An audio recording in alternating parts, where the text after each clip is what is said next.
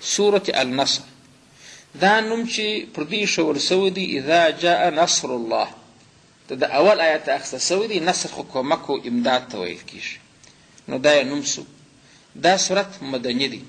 مدني دا مطلب سو چې د رسول الله علیه الصلاة والسلام تر هجرت وروسته نازل سوی دی. وهي 3 آیات دی چې دی 3 آیاتونه لري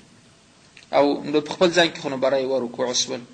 اوس د ده ربط د ما قبله سره چې دی هغه دا دی خو مخکې چې الله عز وجل کوم خبره کړې وه چې واتقا وصدق بالحسنى. تقوا خو دا معنا چې هغه معمول به شیان سړي ګرده کړي، نو په معمول به شیانو کې خو چې دی یو شکر دی چې د الله عز وجل شکر به ادا کوې. په دې کې دا د شکر امر ورله راځي چې فسبح بحمد ربک واستغفره. ته به د الله عز وجل پاکي بیانوې، حمد به د الله بیانوې، مغفرت به ځینې غواړې. دغه ښې خبرې دغه دلته ورته ذکر سوي دي. دا یو نمونه سوه د هغه حسنا ورته پېچ کړه چې دا کار به کوې. نو دلته پیغمبر علیه الصلاة وسلام ته چې دغه آیت کریمه نازل سوی دی دا خو موږ وویل چې مدني خو دی، مګر په ځینو روایاتو کې راځي چې مدني خو نه په مدینه کې نازل سو. هلته بیا راځي وایي دا په کال د حجة الوداع. حجة الوداع چې پیغمبر علیه السلام د ټولو مسلمانانو څخه رخصت اخیستی، اعلان یې وکړي. پیغمبر ته معلومه سوله چې زما مرګ رانږدې دی، باره چې دا د کومه ځای اسلام په هغه زمانه کې رسېدلی و. ګرد علاقې خو نو نه یوه فتحه سوي ده، خو به د صحابه کرام په ټیم کې فتحه سولې، جهادونه وسول. هغو علاقو کې ویله چې که څوک د پیغمبر سره ملاقات غواړي 6 کال حج ته راشي. نو د دې منچکو څخه خلک چې چا وس درلودی، چا ځان پاته کړی نه دی، ورله راورغله. پیغمبر علیه الصلاة وسلام پر عرفات باندې یو ښه غټه خطبه ورته وړاندې کړه. نو هغه خطبه کې د اسلام هغه مهم احکام چې نازل سوي ور په یاد کړه چې به دا یېروئ مه، زه رخصتېږم بیا د قیامته دغه څه لپاره احکام هغه عمده په دې خطبه کې پر لوه پیوله دا اگر ورته وویله. لکه د جمعې په ورځ چې ملا خطبه وایي په ولاړې دغسې پیغمبر علیه السلام په وښه باندې دا خطبه ورته وړاندې کړه. اوس نو وایي دغه صورت په دغه کال د حاجة الوداع په مینا کې نازل سو. په مینا کې چې نازل سو، نو مینا خو په مکه کې ده. خبرې ته تاسې متوجه یاست چې په مکه کې سوله، نو بیا یې مدني څنګه بولي؟ بابا خو ما درته ویلو چې د هجرت وروسته چې نازل سوی خدای دې وکړي چې مکې په لړمانه کې نازل سوی هغه ته مدني وایي. په خبره خو پوه سواست. مکې خو هغه صورت دی چې په چا کې نازل سي، د هجرت ته مخه چې نازل سوی وای، چې په مدینه کې نازل سوی وای به چی بلل کېدی مکې بدل دی. ولې خو د پیغمبر کور په مکه کې و. په خبره کې دای سپوږی مدني هغه دی چې پیغمبر کور په مدینه کې عبارت د هجرت وروسته نازل شو، کڅم په مکه کې نازل سوی دی. نو په هغه روایت کې په مینا کې نازل سوی دی. نو سی خبر د موږ په مینا کې نازل سوی. په خبره خو پوهېدلي یاست. پس یې اوس ترجمې ته راځم. شروع کوم بسم په نامه سره الله د الله عز وجل الرحمن چې دی ډېر مهربانه دی پر دې دنیا پر مسلمان او پر کافر، الرحیم چې دی زیات مهربان دی په هغه دنیا کې پر مسلمان نه پر کافر. اذا جاء نصر الله، الله پیغمبر علیه السلام ته اذا هغه وخت جاء چې راسي نصر الله امداد د الله عز وجل، چې د الله امداد راسي، والفتح فتح د مکې، کامیابي د مکې. چې تا ته د الله امداد درکول شي. اوس خو د مکې څه مهاجر په بل کلي کې پروت په مدینه کې. مکې ته د حج دپاره یا د عمرې دپاره په هغه حدیبیه کې چې پیغمبر علیه السلام په 6 کال ورتلي، د مکې خلکو یې مځکه مخ ډک کړي ورولاکه راشي. دغونه کمزوري وه چې اصحابو ډېر داسې پر جذبات راغله چې ځونه یا به مړو یا به دغه عمره کوو. مګر پیغمبر علیه الصلاة وسلام ته الله وښول چې په دې کې څه کامیابي ده، برای هغه د کفارو شرطونه ومنل، بېرته ولاړه شاته. عمره یې پرېښول، دغسې پر مابینځ باندې ځانونه حلال کړه. بیا یې بل کال چې قضا راوړله. نو الله عز وجل چې بیا نصرت راسي او فتح د مکې راسي، چې په 8 کال د هجرت بیا مکه فتح سول. په 6 کال د هجرت د حدیبیه مسله پیښه سول چې بېرته مؤمنان لاړه بیا عمرې. په 8 کال یعنې 2 کاله بعد مؤمنان دونه ډېر سول د پیغمبر علیه الصلاة وسلام چې وار د واره تلي د حدیبیې په کال 1400 تر 1500 پورې نفر ورسره و اصحاب. دغه صلح چې دلته اوس برا خلکو څنګه شکست یې درکړي، څنګه دغسې پر شی راغلی تا ول زه عمره کوم په مکه کې ولاړ ستاکه کړي په نر څنګه ولاړې. مګر الله دغه صلح په فتح یاده کړې وه چې دا صلح ګویا چې تا فتح وکړه. په سورة فتح کې ذکر شوي انا فتحنا لك فتحا مبینا. هغه صلح باندې الله د فتح نوم ولیک شه او تاسې وایي ورته ګورې په دې فتح وه چې بیا نبي علیه السلام د مکې د فتح لپاره ورته 10,000 فوج ورسره وه. تاسې واټکله. نو په 2 کاله کې دغونه طریقې چې جنګیالي دي 10,000 نفر دي، نو نور مؤمنان به څونه چې جنګیالي دغونه لري چې هغه جنګ ته تیار دي. نو فتح دغه رقم. نو الله وایي چې نصرت راسي د الله، والفتح د دې فتح څه مراد فتح د مکې ده، او د مکې فتح چې راسي نو نصرت ښه څونه قدر دی چې مال هغه 1500 فوج په 10,000 باندې بدل شو په 2 کاله کې. نو دا نور عام خلک چې یا سپینږیري دي یا ګوډیان دي یا شلان دي یا معبد دي یا دغسې جهاد د لاسه نه کېږي نو دې تلي هغه به څومره مؤمنان دغونه قدر کثرت پکښې کې راغلی ورأیت او بل بیا نو نښه چې شي ورأیت او ته ووینې الناس خلک څنګه یدخلون چې دوی داخلیږي فی دین الله په دین کې د الله تعالی افواجا ډلې ډلې تر کومه وخته چې به کانه وه فتحه دا ګرده خلک په اسلام راوړلو کې زړه نازړه وه شاوخوا کلي چې وه پټ به مشورې سره کولې باره دی خو سادي د خپله قوم سره اخته دی د مکې د خلکو سره د مکې خلک په ټوله سعودي کې داسې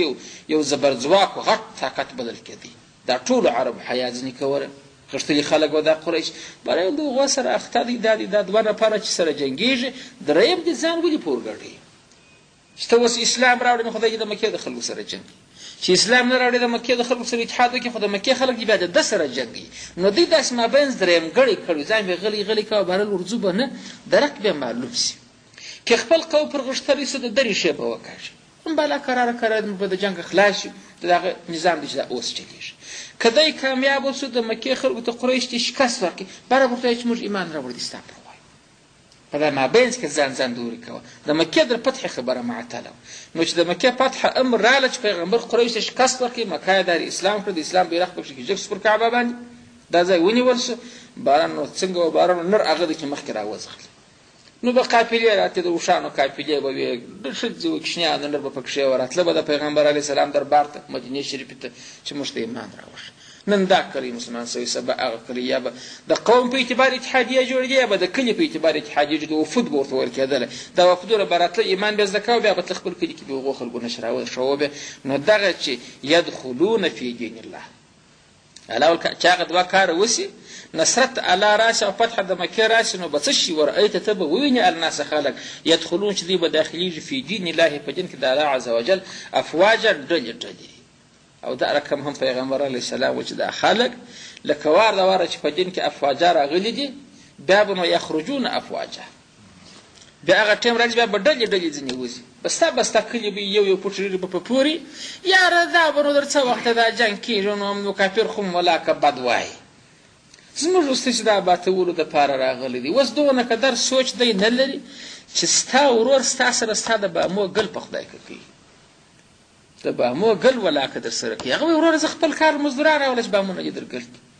او کافران دونه قدر چې د مځکې دا بله مخه راغله د بامو ګل خو پرېږده و کورونه هم در جوړوي سړکان هم در جوړوي باغونه هم در جوړوي ګټې در جوړوي دا څنګه سوچ دی چې ته کوي نو در ورور در باندې مهربانه دی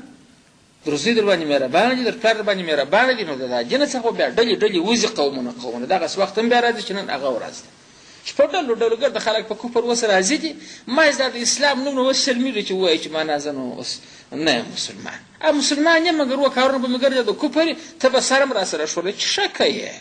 دغه رقم دا ښه دی دغه یې زړه غواړي چې ملا صاحب یې مرتایید کړي چې ډېر ښه کار کوي نو بېرته وایم الله وایي اذا هغه وخت کله جاء چې راسي نصر الله امداد الله والفتح فتح ورأیت او ته ووینې الناس خلک یدخلون چې داخلیږي فی دین الله په دین کې د الله افواجا ډلې نو به څه چل کوې نو دلته ته پوه سه چې بالا وخت اخر دی په پیغمبر ته الله تنبیه وکړي چې دا کار دواړه اوس خلک ډلې داخلیږي نو ستا کار خو چې شو چې ته مځکې ته رامبعوث سوی پیغمبر چې مځکې ته رامبعوث سوی خو د هغه و چې خلک ډلې په دین کې داخلیږي نو کار دې سرته ورسېدي سړی چې یو څوک یو ځای ته ولېږي چې ورسته به پلانۍ کولی کړي کار خلاص هغه باره ځي بېرته دا ځای نو خو زما کار ختم شو دلته اوس موږ چې مسجد ته راسو خو د لمانځه دپاره د عبادت دپاره د ذکر دپاره چې کار خلاص ګرده په ډله ووځي ځي نو پیغمبر پوه سو چې مرګ دې رانږدې دی ګوره خو کار پای ته به یدخلون فی دین الله افواجا الاول خلک به په ډلو دین ته راسي چې راسي ستا کار ختم شو نو مرګ دې رانږدې دی نو دستیا الله ورته نو باره د مرګ تیاری پکار دی فسبح نو باره پاکي بیانوه بحمد سره د حمد ربک د رب ستا نو بس تسبیحات ته ملا وتړه حمد الله وایه د آخرت لپاره کار ته شروع کړه خپل شخصي کار باندې اخته سه دې کار اوس چې کوم ستا هدف چې په جهان کې د الله پاک دین خپور سي هغه دې وشو واستغفره او طلب د مغفرت کوه د الله څخه طلب د مغفرت یا دپاره د ښوونې دی امت ته چې امت لپاره استغفار ډېر وایي او یا دا مطلب دی چې پیغمبر علیه السلام خود استغفار خو د ګناه دپاره کېږي رسول علیه السلام خو معصوم و د ګناه نه درلوده دی څنګه الله ورته چې طلب د مغفرت وکړه طلب د مغفرت دا مطلب دی په دوه رقم یو دا دی چې پیغمبر علیه السلام چې به هر څونه عبادت وکړي هر څونه جهاد چې به یې وکړي دی پر دې عبادت دونه حریص و، حریص ته ډېر شی لږ معلومېږي. لکه د مثال په طور موږ تاسو په خپل ماحول کې چې زموږ سره د دنیا حرص ده چې اول له سی نه درېږه چې خدایه شلی کې څنګه خوند وکړي، بره شلی شي شلی شي بره چې څلوېښت وایي چې هر څونه ډېرېږي د هېڅ دنیاداره د هغه غوښتنې توقف نه دی پیدا کړی. یعنې اوس په دا جهان په دا اوس بازار کې چې ورشواسه دا ساعت دا ګرد د دغه خلک چې راشي وکیل چیز کې خو کار کوي. اوس یو تا 100 روپۍ لرې ګدل ماړه خلک پکښې کې ستا چې باره وایي 4000 لکه. اوس یو تا چې بالا څه پکې مګر دی مړ نه دی، دی راغلی دی اوس هم کار کوي، خلکو ته چې کار ورکاټي خواره کوي، وایي دغسې مې دماغ پریشان دی بلاک ماښام لا وایي خوب کړی فلاني ځای سره مې ټیل نو خو ته به بججه ټلیفون دې ولیکه. دا د دغه حرص څخه دته د خپل شی لږ معلومېږي نو چې د دنیا حریص دونه قدر دی. دا د الله عز وجل سره بیا عشق تر دې 1000 واره بالا دی چې پلا د چا نصیب شي. نو د پیغمبر علیه السلام عشق د الله سره څونه چې هر څونه محبت یې کړی وای لږ ورته چې لږ دی اوس هم. نو د دغه دپاره چې خدای پاک چې ستا سره کوم عبادت حق دی هغه خو نه ما نه وکړي بره بې نو مغفرت راته وکړي کنې ګناه یې نه ده کړې. نو الله ورته واستغفره ته طلب د مغفرت او د بخښنې وغواړه د کوم کار دپاره دا چې تا په عبادت کې تا ته قصور معلومېږي چې معنا ما کړی پیغمبر خو اوس پوهېدی چې د ګناه دپاره مغفرت ګناه خو پیغمبر نه درلوده دا چې تا ته ځان قاصر معلومېږي د خپل قصور دپاره مغفرت وغوښته. او یا دا مطلب دی چې پیغمبر علیه السلام په خپل ژوند کې ځینې خلاف الاولا کارونه کړي وو. ګناه نه خلاف الاولا، خلاف الاولا د مثال په طور د بدر مسله ستاسې په یاد په بدر کې بندیان ونیول سوه 70 نفر. پیغمبر علیه السلام د اصحابو سره مشوره وکړه. ابوبکر صاحب ورته وویل یاره دا ستا قوم دی دا به ایمان به خدای نصیب کړي خدای به هدایت وکړي لا که څه پیسې به ځینې واخلو زموږ به فی الحال کار کوو اوس د بل په ملک کې پراته یو د ماښام ډوډۍ نه لرو خو انصارو به کورو ته بیوله څه ډوډۍ وکړو برابر د انصارو د اوږو پیټو یو موږ د هغو د اوږو څه به م واوړو څه اسلحه به پیدا شي څه پیسې به پیدا شي خو به دا کار اوس بل به د دې خدای پاک ایمان نصیب کړي نو دا خو ستا تربورونه دي چې اوس یې وژنو. حضرت شمر صاحب ته استاد څنګه غوښتل حضرت شمر صاحب بس په لاس راکړه چې الله علیکم دلته کې کړي وکاټ کړه دا به څه شي دی چې علاقه دا ستا قوم ستا قوم د ستا د جنګ دپاره راغلی وو دی کوم دغسې راغلی خو جنګ کې ما نیول دي تورې مې ځینې واخیست باره مې لاسونه ور وتړل دا دې مړه شي. پیغمبر علیه السلام هم خپل په ځان کې خو رحمت للعالمین دی د رحمت خوا یې غالبه وه. بره د ابوبکر صاحب چې هغه هم د رمجیلو کره د مشوره خوښه هغه و چې د بندیانو چې فدیه واخیسته بندیان یې ایله کړه او الله عز وجل آیتونه نازل کړه چې دا کار د نبي دپاره مناسب نه څه بیا پیښه سوله اول جنګ دی ته بیا بندیان ته دغه کوې په پیسو یې لګوي تو خو یې پلار مړي پر لکوټه کړه چې هر څوک په خپل قریب پسې راشي پیدا کولی نه شي چې خپل قریب پسې راشي چې بروی زما مړي په لاس راکړه هغه مردار چې ورته پکښې پیدا کړه دغه نه سره خری چې بری دی پر اړې در پښو یو دورې کس که بل چې خپل پیدا کړي دغه نه کړه چې جنګ وویله چې زه تسلیم یم برابر نو بیا که خلکو وویله چې معنا جوړه یا ما ایله کړه په پیسو بری وکړه او تا چې مړي نه دي کړي ته بیا پر هغه سره بیا تر اوسه چې شي مړي وسول که څه ماویا نفره خو مردار دی. الله عز وجل په قرآن کې پیغمبر علیه صلات وسلام ته تهجد ورله ورکړي او پیغمبر که عذاب راغلی وای د عمر ما سوا به یو نه وی وتلی. د حضرت عمر صاحب د زید مطابق دای آیتونه نازلېدل دغه د عمر زید دغه رقم برل دا قتل غواړي چې پلاس موږ پرم پر د خلکو پرېږدي چې معنا دا بره د چا مخ نه ګوري دا دې وژني اوس لا ځان شوروه. نو دغه آیتونه هم داسې دغه ځای خلاف الاولا وو ګناه خو نه وه کړې جایز خو وو خو اولا دا وه چې حلال کړې وای دا خلک پیغمبر یې لا کړله. نو دغسې خلاف الاولا کارونه چې پیغمبر الله وایي واستغفره د دغه کار دپاره مغفرت وغواړه. نو د واستغفره ما درې توجهګانې وویلې یو دا سوال خو دا وایي چې پیغمبر کله ګناهکار و چې هغه ورته ته مغفرت وغواړه. نو یا یې دا د دې دپاره چې د امت دپاره یو دود دستور کښېښول شي هغه به مغفرت ډېر به راغواړي وایي پیغمبر ته له امر وسو چې مغفرت غواړو نو زما به څه آلي او یا واستغفره د هغه عبادت کې چې تا ته ځان قاصر معلومېږي کنې قصور خو پیغمبر په عبادت کې نه دی کړی چې تا ته معلومېږي هم د هغه دپاره بیا طلب د بخښه وکړه. لکه موږ ګای د یو چا د مخه داسې خلاف الادب خبر برای بخښنه غواړه کنې ګناه نه ده کړې نو څه چې وکړه دا خبره نو ته به هم دغسې بخښنه غواړې. او یا واستغفره د هغه خلاف الاولا کار دپاره چې تا ته خلاف الاولا و د الله د طرفه تا ته تهجد پر درکول سوی یا د مثال په طور پیغمبر علیه صلات وسلام ناست حضرت عبدالله ابن ام مکتوم ړوند صحابي دی پیغمبر ته نه د قریشو ملکانو خانان راغلي پر راټول دي پیغمبر د دین خبر ورته شروع کړې ده چې ګونې خدای ایمان راړ دا هر یو د قوم ملک دی په زړونو پر په پسې دي که افله دا یو ایمان راړ په ستا کلی مسلمان کړي دا سره ښه درلوده. عبدالله ابن مکتوم بیا راغی د دین یو پوښتنه کې بیا ړوند نه ویني پیغمبر د هغه څخه مخ داسې واړه عبس وتولى سورت نص نازل الله تهدید ورکړي چې تا بیا مخ ترې وکړي بیا د ژړنده څه مخ واړه وجې ته متوجه شوې د داعي سره ښه باید دی چې هر څوک د ده خبره مني هغه ته باید متوجه شي خانۍ و مسکینۍ کې ونه ګوري نو دا خو مؤمن دی دا خو ستا خبره په زړه په غوږ اوري دا بل چې ستا خبرو ته غوږ نیولی په د زړه څې نه موښتي نو چې نه موښتي د ده توجه باید د ژړنده ته خوار غریب ته باید توجه وشي ولې هغه د دین شوقیان دي نو دا بل خو په دنیا مغرور د دین ته دونه توجه نه لري الله پاک دی نه کوي تهدید کنه د پیغمبر دا کار نه ګناه وه ګناه نه وه پیغمبر اجتهاد داسې وکړي د پیغمبر دغه چې دا خانانو ته توجه وکړم د دین د سراشۍ په خاطر یې وکړه داسې نه و چې د هغو دنیا خوند وکړه بل دا مشران یې نفر په پسې دي قوم شاته لري هغه به ایمان راوړي مګر پیغمبر په دا خپل اجتهاد کې چې خطا وتې خلاف الله کار وکړي الله پاک تهدید کړي نو د دغسې امور لپاره طلب د مغفرت وکړه واستغفره او طلب د مغفرت د الله څه وکړه نو ولې د الله څه غواړې ده پاکي به هم د الله بیانوي تسبیح به هم د هغه بیانوي او حمد به وایه او مغفرت غواړي انه کان توابه بخښنې د بل چا څه نه غوښته کېږي د ګناهو انه بېشکه دغه الله کان دی توابا توبه قبلوونکی د توب رجوع ته ویل کېږي د دې نسبت و بنده ته هم کېږي وایي دا بنده تائب دی د دې نسبت و الله ته هم کېږي وایي الله تواب دی خو نو چې رجوع ته ویل کېږي بنده چې توبه کاږي د ګناه څخه رجوع وکړي راسي د الله وخواته الله چې بیا رجوع وکړي خو دغه بنده یې د مخکې په ګناهکارانو کې لیکلي بره رجوع دا خبرې څه وکړي بېرته بره اوسه معاف کړي اله کړي به الله نو خدای تواب دی معافوونکی دی ګناهکاران یې لکه یې نو په دغه مغفرت موږ د ده څه غواړو چې اعلان وکړي